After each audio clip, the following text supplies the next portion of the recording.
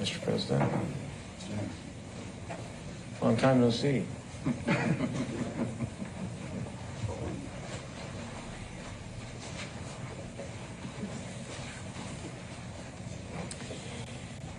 Well, good afternoon. If everybody's ready, we can get started. It's great to be here today after a productive meeting with the leadership of the National Institute for Criminal Justice Reform. Over the last year, we have partnered with the NICJR to implement a gun violence reduction strategy here in the city of Indianapolis. This programming is evidence-based and it is data-backed. Ultimately, it focuses on how we can identify the individuals and the groups most likely to be involved in gun violence and thereby intervene before violence occurs. Now, I want to be clear, this is in no small measure thanks to the American Rescue Plan dollars, which will allow us to accelerate the efforts that are already being made, which includes funding 50 peacemakers. Those individuals will be working on the ground to both prevent gun violence and interrupt it if it happens to be occurring. And already the NICJR has forged connections with critical local organizations who are working to combat that violence, like the Central Indiana Community Foundation, the Indianapolis Public Safety Foundation, and many other local stakeholders. Thanks to this partnership with the National Institute for Criminal Justice Reform, we will ensure that our programming is up to national standards and that it is effective at stopping violence in Indianapolis now and in the long term. So it is in that spirit, it is indeed my pleasure to introduce David Mohammed, Executive Director for the National Institute for Criminal Justice Reform. David? Thank you, Mr. Mayor. I want to thank Mayor Hogsett and his administration for their invitation to us, not just this week, but in the past few years. I'm really happy to be in Indianapolis with our team. We had a meeting earlier where we said, quite honestly, I think the city of Indianapolis is poised. There's a lot of the infrastructure, a lot of the talent, and now it will have a lot of the investment to significantly reduce gun violence in this city. About 3 years ago, we were originally invited here by Faith in Indiana to meet with community members, meet with members of the clergy, met with the mayor then, and we started a process. And so NICJR, we initially conducted a landscape scan and provided a series of recommendations to the city. It was about 1.5 years ago. And the city, really toward its credit, Mayor Hogsett's administration began to implement those series of recommendations. First was to conduct a gun violence problem analysis. And our organization did a detailed analysis of gun violence in this city. Gun violence in Indianapolis, similar to many other cities. We work in several cities around the country that we're going to be pretty focused on Indianapolis in the next 1 to 3 years.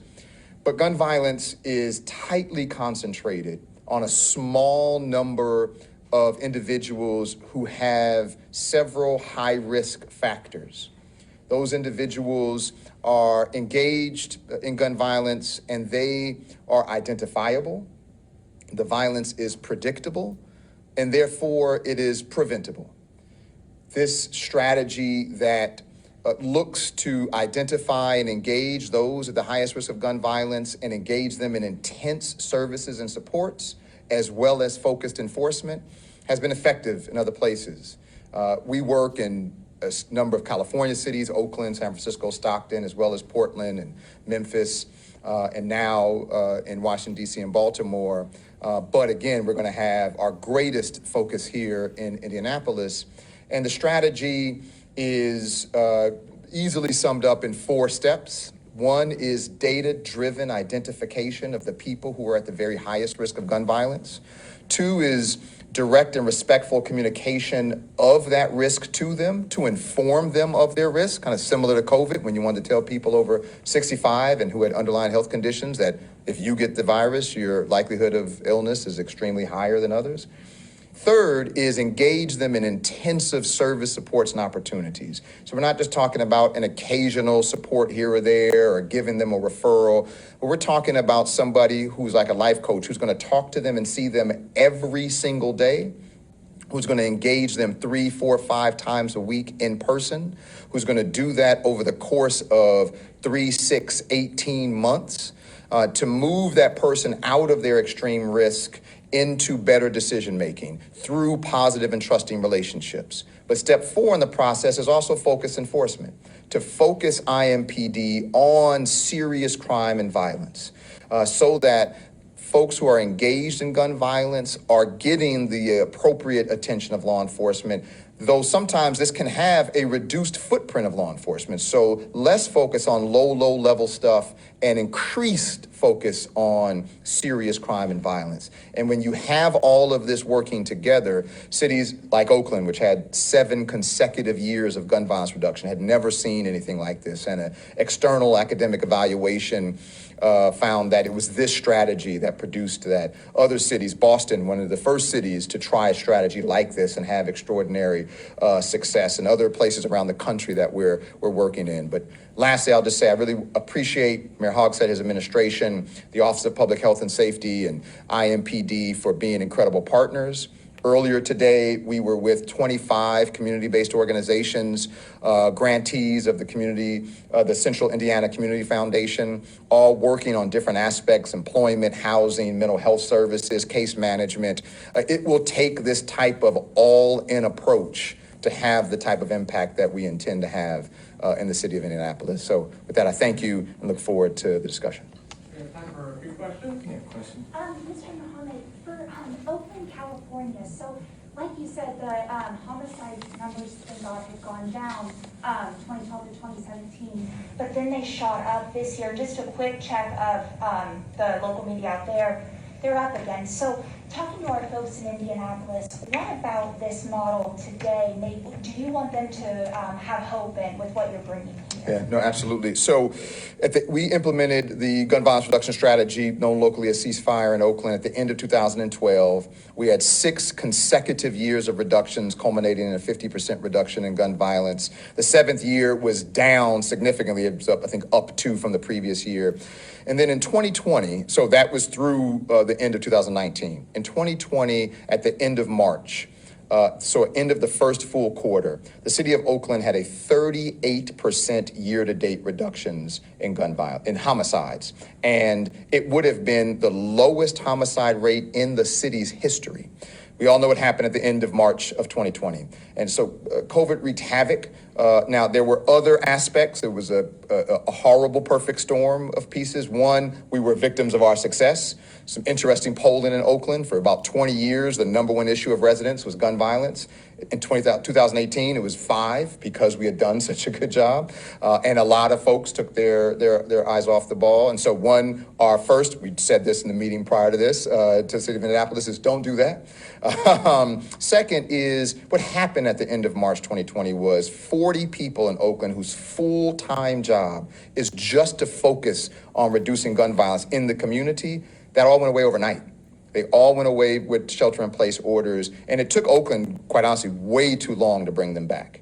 Second, the impact on policing. One, COVID hit police officers harder than several other communities. And then with the protests, which further hit the work of policing, we had an impact in policing, let alone all the various manifestations of COVID, the despair and devastation, the economic impacts, the increase in firearms. And so what Oakland recognized, and some of the media recognized too, was we got off of the strategy. Some of it was due to COVID. Some of it was due to our own success. So those lessons we're also bringing.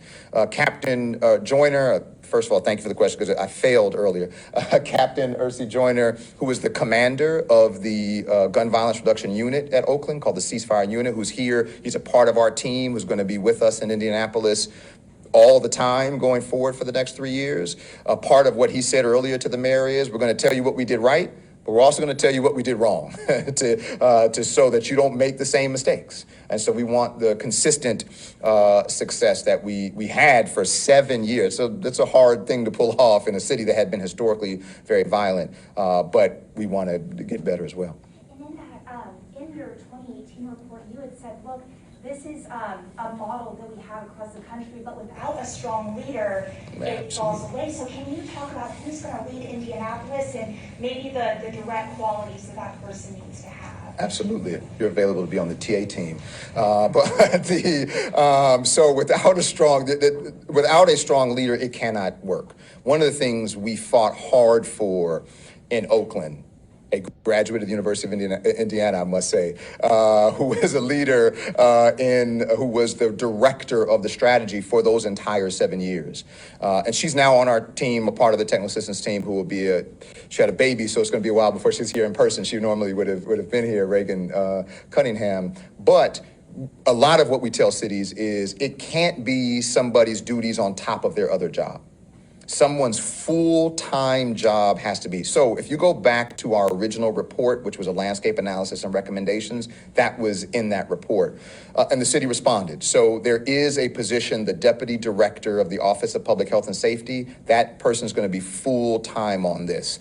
For now, the current director of that office, Lauren Rodriguez, has done that, and she's really stepped up in a significant way. But we are looking to hire soon that full-time, so it'll be the deputy director of the Office of Public Health and Safety who will manage the strategy full-time in partnership with the Indiana Public Health Foundation and obviously in partnership with IMPD. I have a question. So obviously with minors, it's a little bit more difficult because they're 18 and they can't make decisions for themselves. But last week we had a 14-year-old who, was involved in a gunfire incident. So on that level, how do you plan on helping the youth of Indianapolis stay away? So a couple of important pieces. And this is, I think, particularly critical for media. This is all over the country, so I won't pick on Indianapolis media. But when young people are involved in serious crime and violence, particularly shootings, there's a lot of attention given to that, and arguably rightfully so. When you step back and look at the data, thankfully, juveniles are pretty seldomly involved in gun violence. So it's less than 10% of all shootings, either victims or suspects, are juveniles. Now, again, when it does happen, it's alarming. These are teenagers. And so to that end, we must engage the service. There's a good structure of service providers for young people in the city. Another partner in this is the county's probation department.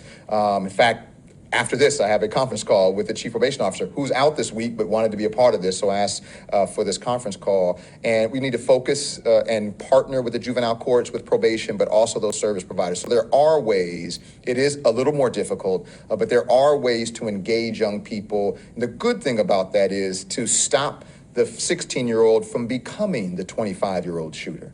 All right, so the average, and we looked at 2 years worth of shooting data, and the average age of a homicide suspect is 29 years old during that time. And so we're primarily talking about young adults, but we still have to provide a level of support and services for young people. I actually think the city is poised to do well in that. So what type of programs would you launch for these 16-year-olds who you don't want to become that 25-year-old? So similar, just having this conversation with Alicia at the Center for the Central Indiana Community Foundation, because prevention also has to be focused, right? And so if you just generally have a wide net for prevention, you're not going to be effective.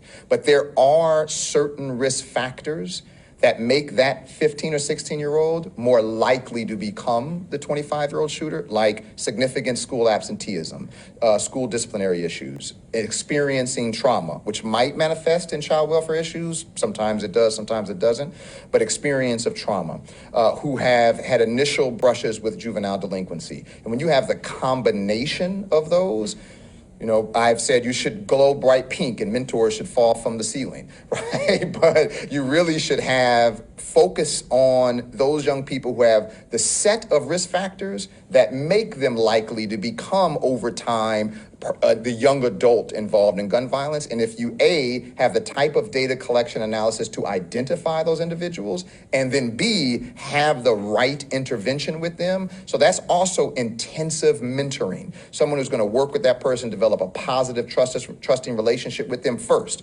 First, about an intensive relationship. Then once you have a relationship with them, you can influence them, and your influence can turn into better decision making, and that's connecting them to tutoring or counseling, all of the things that they need. Part of that is going to assess what they need and to get them those services. When I was in this room this morning with those 25 service providers, there's a lot of capacity to serve. It just needs to be well coordinated and focused on the right people. Mr. Mohammed, for the folks that are most at risk of committing violence, we already have them identified. If so, how many? And because of that component, do you see a more immediate relief for our community? Yes, kind of, almost. So during the process of conducting the gun violence problem analysis, we looked at specific individuals, but we also looked at the incidents. So when you're not in a really off year like COVID, having 600 non-fatal injuries, you're talking about 400 shootings, which probably are about 350 people. And if you just say 400 people, which is the number I've been using in Indianapolis, 400 people that we are particularly concerned that if there's not intervention, they're going to either be a victim or a suspect in a shooting. 400 is not small, but it's extremely small percentage of the 860,000 people in Indianapolis. And that's why we're going to go from 10 interrupters now to 50 in January. And when you have 50 peacemakers who are outreach workers, interrupters, life coaches, we still need more, but that is an unprecedented investment in this work. Thanks to the American Rescue Plan and the city's decision to invest such a significant part of it. I've been in some cities that are investing zero of their American Recovery Plan dollars into this, and we're trying to press them and embarrass them.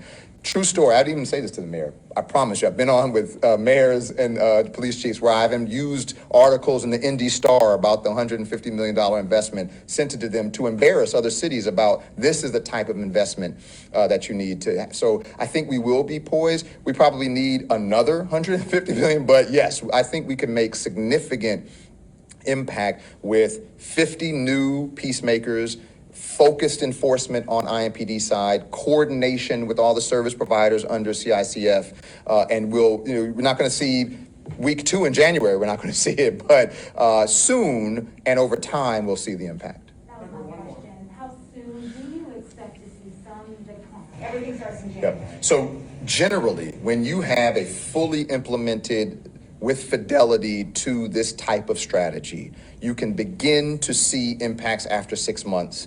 At the end of the year, we really should begin to see impacts. And so I think we will particularly if, hopefully, we continue to see the decline in COVID cases and we see, even more opening up, because COVID has had this really interesting impact on violence all over the country.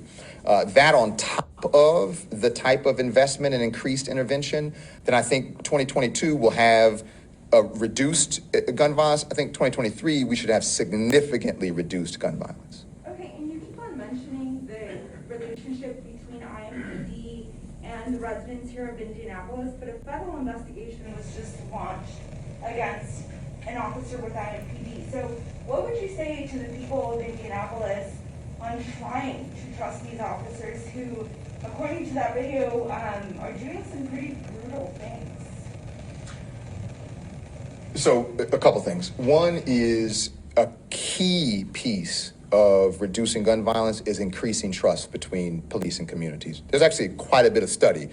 Researchers, Tom Tyler and Tracy Mears, have done a lot of research into when you have distrust in law enforcement, you have an increase in crime and violence, even in communities that had historical distrust, right? And That is one of the many reasons we saw increase in violence after the George Floyd protests around the country.